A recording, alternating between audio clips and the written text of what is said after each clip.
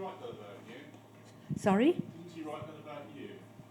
Well, that's what he said. There you go. It was when I left him to go back to America. Lovely song. It is a lovely song.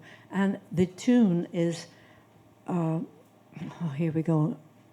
This is something that might help you if you want to write songs and you want to figure out how to make a tune that might last.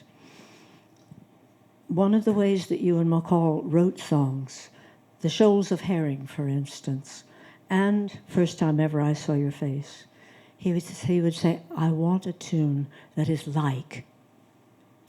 And so when he wrote The Shoals of Herring, he said, I want it to be like The Famous Flower of Serving Men, which is an old ballad. So what he would do is he would sing the tune of The Famous Flower over and over and over, just as a tune. And then he would change only the first line until he got a first line that fitted in with the other three. Think about this.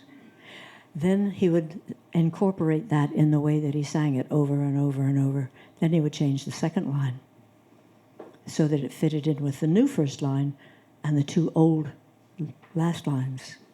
And he would sing that over and over till it felt natural.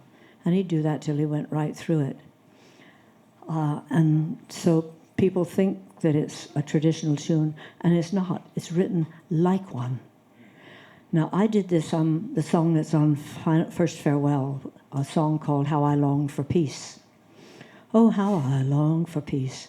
I wrote it to the tune, Will you go, lassie, go to the bulkhead? You know that song, the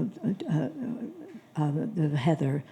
What's the name of that? The McPeaks. Sorry?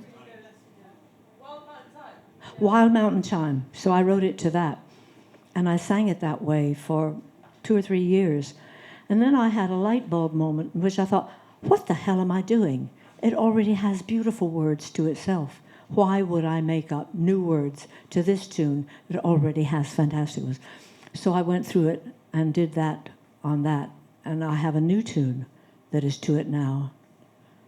Oh, how I long for peace among the peace of peoples and the nations. How I long to halt the plunder of the wonders of creation. Oh, how I long for peace. People think it's a traditional tune, but I reworked it line by line.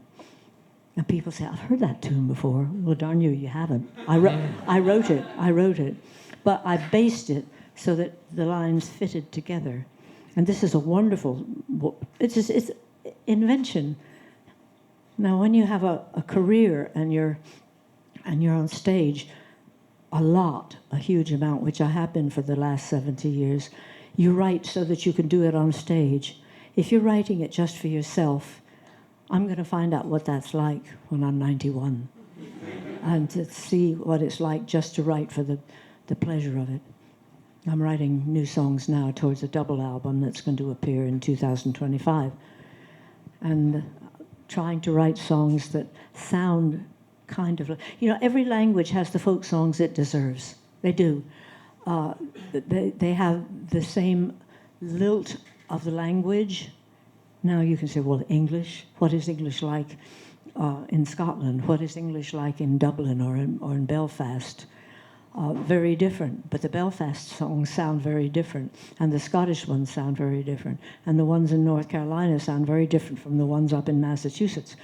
But the English language, often you get tunes that sound like they're, for some strange reason, they mix in with English. French is a slippy-slidey language, and they have a lot of slippy-slidey tunes. The German tunes are more dum-da-dum-da-dum-da-dum-da-dum. The way the language is very chopped to a lot of people who don't speak it. It can be absolutely glorious, depending on who's speaking it, and the same with French.